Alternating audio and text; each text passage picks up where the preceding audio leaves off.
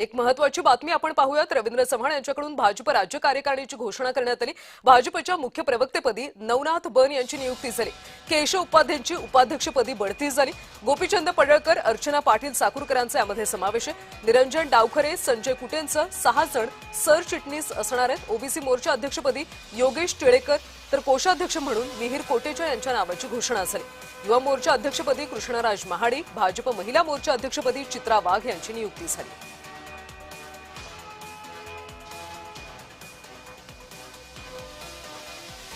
सरचिटणीस म्हणून निरंजन डावखरेजी, योगेश सागर, संजय कुटे, श्रीमती माधवी नाईक, श्री राजेश पांडे, श्री सुनील राणे या 6 जणांची सरचिटणीस म्हणून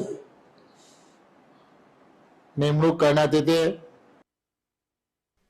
युवा मोर्चा अध्यक्ष म्हणून कृष्णराज महाडी आणि महिला मोर्चा अध्यक्षा म्हणून श्रीमती चित्रा वाघ, त्याचबरोबर किसान मोर्चा अध्यक्ष म्हणून वेताळ यांची आणि ओबीसी मोर्चा अध्यक्ष म्हणून योगेश टिळेकर, एससी मोर्चा अध्यक्ष म्हणून विश्वजित गायकवाड, एसटी मोर्चा अध्यक्ष म्हणून देवराम होळी, भटके विमुक्त मोर्चा अध्यक्ष म्हणून नरेंद्र पवार आणि अल्पसंख्याक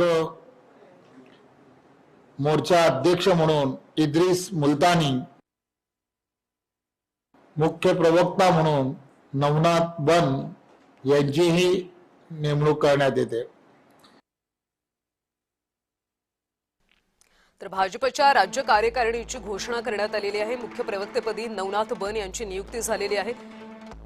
अनेक नियुक्त्या यावेळी रवींद्र चव्हाण यांनी जाहीर केल्या।